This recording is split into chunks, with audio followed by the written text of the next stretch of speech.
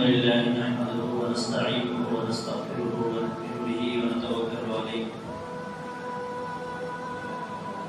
ونعوذ بالله من شرور أنفسنا ومن سيئات أعمالنا من يهده الله فلا مضل له ومن يضلل فلا هادي له ونشهد أن لا إله إلا الله وحده لا شريك له ونشهد أن سيدنا وسندنا نبينا مولانا محمدا عبده ورسوله أما بعد فأعوذ بالله من الشيطان الرجيم بسم الله الرحمن الرحيم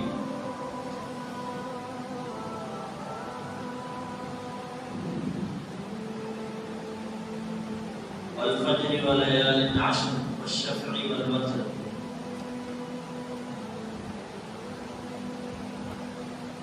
صدق الله العظيم اللهم صل على سيدنا محمد وعلى آل سيدنا محمد وبارك وسلم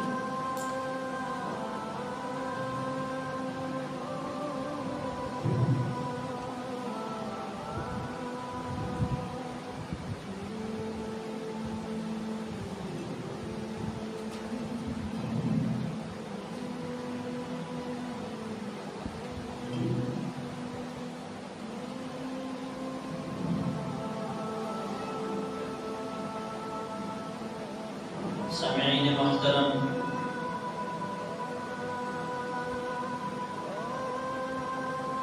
عزیز دوستوں اور بزرگوں،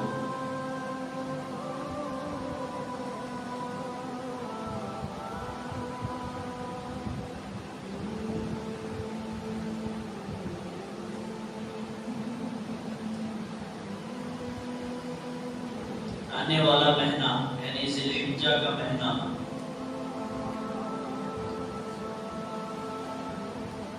جس کی احادیث میں بہت ساری فضیلتیں آئی ہیں،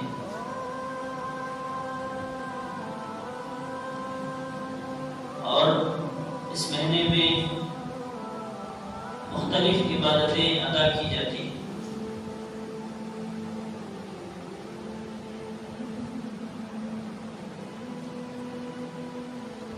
جیسے حج جیسی عظیم عبادت اس مہینے میں ادا کی جاتی ہے۔ اسی مناسبت سے اس کا نام ذی الحجہ رکھا گیا، یعنی حج والا مہینہ۔ اسلام آنے سے پہلے بھی اس مہینے کو بہت ہی فضیلت دی جاتی تھی۔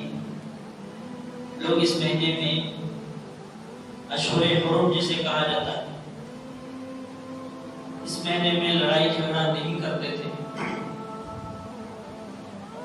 اور سفر وغیرہ نہیں کرتے تھے۔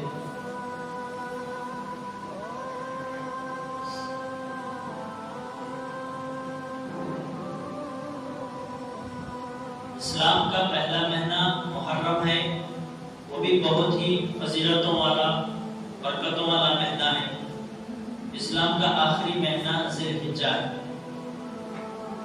یہ ایک محض اتفاقی نہیں ہے، بلکہ اللہ رب العزت کا بندوں پر کرم و انعام ہے، اس کی عطا ہے،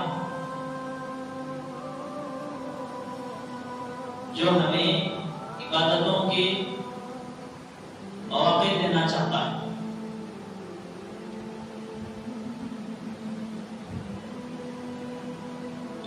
اور اللہ تبارک و تعالی اس مہینے کو مختلف عبادتوں کے ذریعے خصوصیت بخشی، جیسے رمضان المبارک کے مہینے کو اللہ تبارک و تعالی بہت ہی فضیلت عطا کی، خصوصیت کے ساتھ اس کے آخری عشرے کو بہت زیادہ خصوصیت دی۔ اسی طرح ذی الحجہ کے جو شروع کے 10 دن ہیں، پہلا عشرہ، ان ایام کو اسلام میں بہت ہی خصوصیت حاصل ہے۔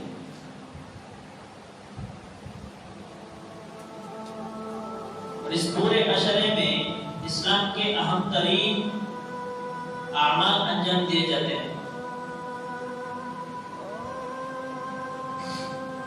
اور عبادتوں کا اہتمام کیا جاتا ہے۔ عشرہ ذی الحجہ میں روزے رکھنے کی فضیلت آئی ہے، قربانی دینے والوں کے بال اور ناخن کاٹنے سے منع کیا گیا ہے، روکا گیا ہے، اور تکبیرات تشریف کہنے کا حکم دیا گیا ہے، اور حج جیسی عظیم عبادت انجام دی جاتی ہے۔ حج کے متعلق گزشتہ جماعت میں آپ کے سامنے اس پر بھی روشنی ڈالی گئی تھی،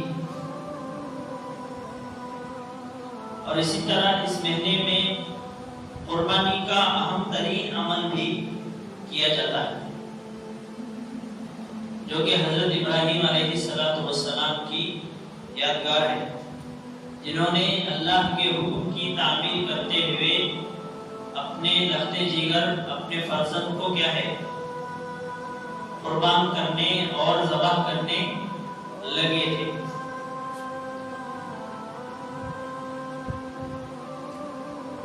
اور اسی مہینے میں اسی دن میں عشرے کے آخری دن میں مسلمانوں کی دوسری بڑی عید اور اہم عید منائی جاتی ہے۔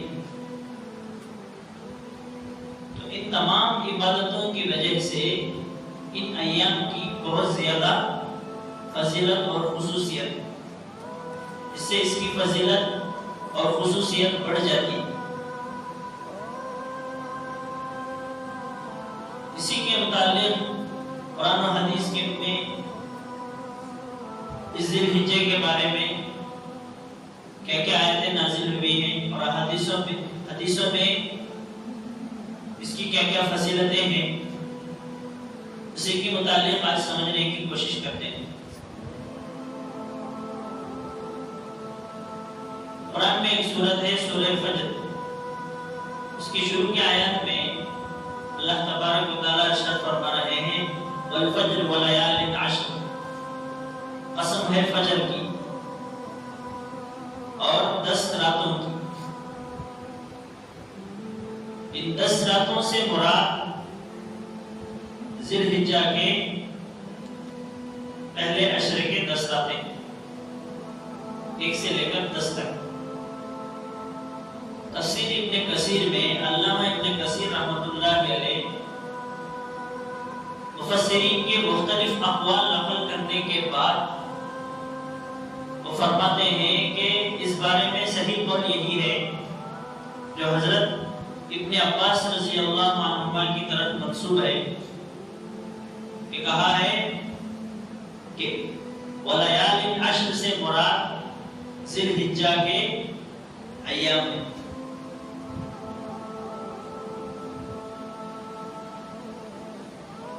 اور سورہ حج کی آیت نمبر 28 میں بھی اللہ تبارک و تعالیٰ ارشاد فرما رہے ہیں وَاذْكُرُوا اسْمَ اللَّهِ فِي أَيَّامٍ مَّعْلُومَاتٍ،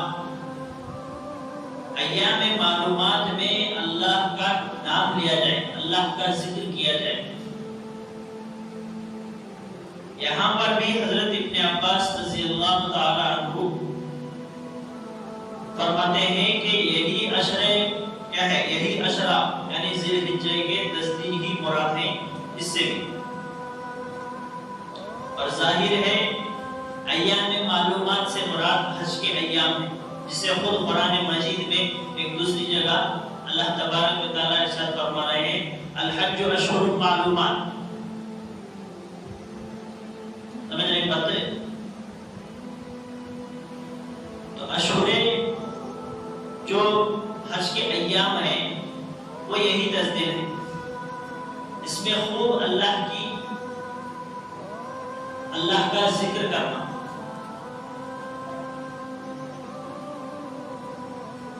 احادیث میں اس کی بہت زیادہ فضیلت آئی ہے۔ حضور صلی اللہ علیہ وسلم نے ارشاد فرمایا، ترمذی کی روایت ہے، اللہ کی نظر میں نیک اعمال جتنا باعظمت اور محبوب ان 10 دنوں میں ہیں اتنا کسی اور وقت میں نہیں۔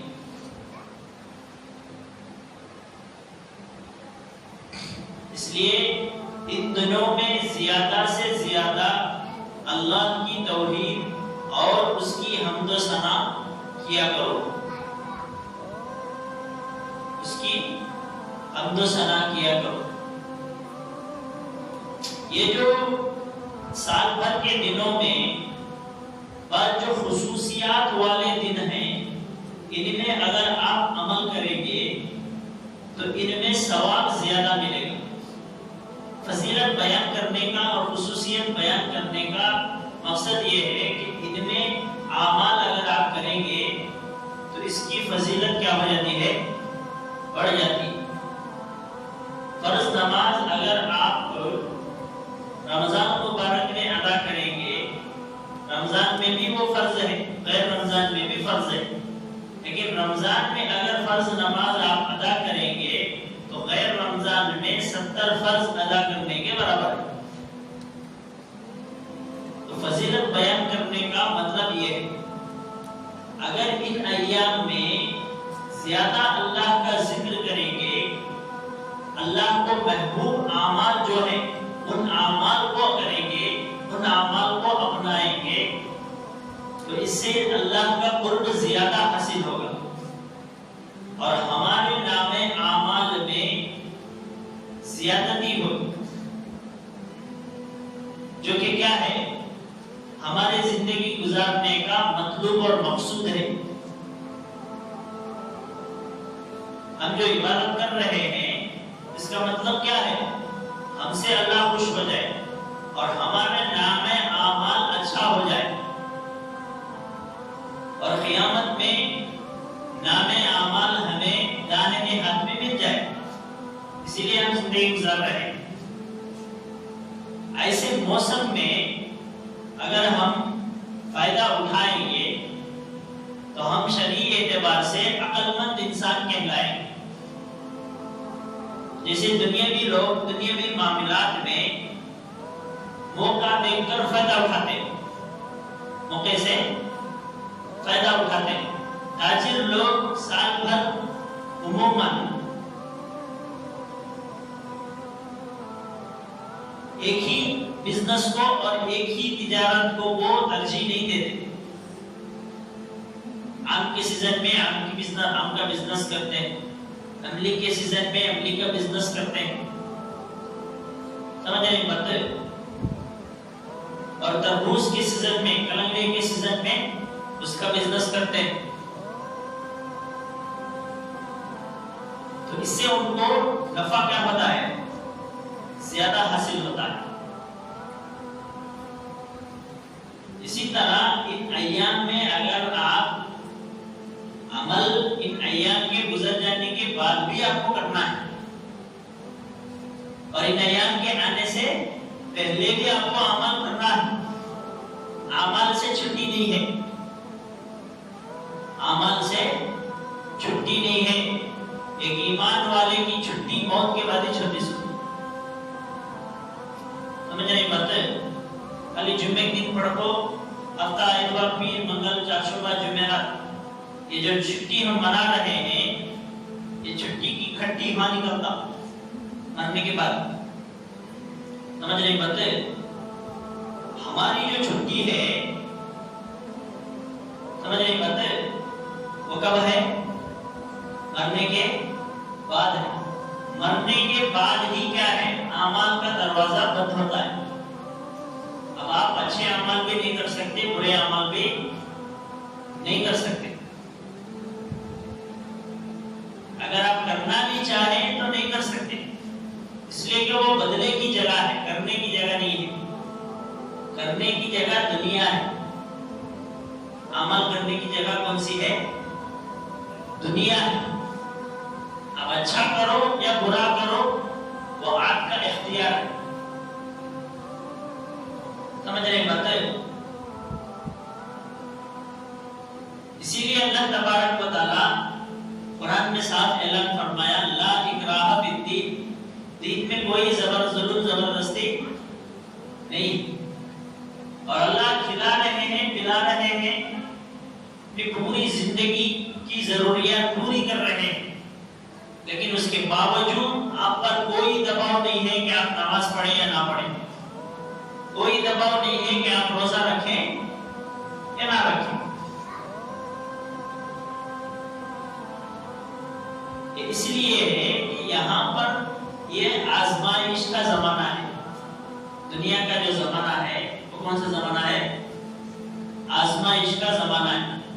اسی لیے انسان کو اللہ اختیار بھی دیا اور دونوں اعمال کرنے کی طاقت بھی دیا ہے. اچھے اعمال کرنے کی بھی ہمیں طاقت دیا ہے اور برے اعمال کرنے کی بھی طاقت اللہ دیا ہے. اب جس کی مرضی اچھے اعمال کو چن لے، جس کی مرضی برے اعمال کو چن لے. سمجھ رہے بات؟ تو عقل مند شرعی اعتبار سے، شریعت کی نگاہ میں عقل مند آدمی وہ ہے جو کیا ہے، نیک اعمال کو اپنا زندگی کا مشغلہ بنائے، اپنے زندگی کا مقصد بنائے. اس کی مثال ایسے سمجھ لو، انسان دنیا ہی میں رہتا ہے. اچھے آدمی کو بھی برے آدمی کو بھی کہاں رہنا ہے؟ دنیا ہی میں رہنا ہے. لیکن اچھے میں اور برے میں فرق یہ ہے کہ وہ بھی اور یہ بھی دونوں بھی زندگی گزارتے ہیں. اچھا آدمی بھی زندگی گزارتا ہے، برا آدمی بھی زندگی گزارتا ہے. لیکن دونوں میں فرق یہ ہے کہ اس کی زندگی کا قبلہ الگ ہوتا ہے، اس کی زندگی کا قبلہ الگ ہوتا ہے. اس کی زندگی کا مقصد کچھ اور ہوتا ہے، اس کی زندگی کا مقصد کچھ اور ہوتا ہے. قبلہ اگر بدل جائے تو معنی و مطلب مفہوم سب کیا ہے؟ بدل جاتے ہیں. سمجھ رہے ہیں بات؟ کھانا اگر آپ بھوک مٹانے کی نیت سے کھائیں گے تو کیا ہے؟ صرف اس سے بھوک مٹے گی. صرف اس سے کیا مٹے گی؟ بھوک مٹے گی. اگر آپ اس نیت سے کھائیں گے کہ یہ جو میں کھانا کھا رہا ہوں، اس کھانے پر جو مجھے قوت طاقت ملے گی، اس طاقت اور قوت کو میں اللہ کی عبادت کے لیے گزاروں گا،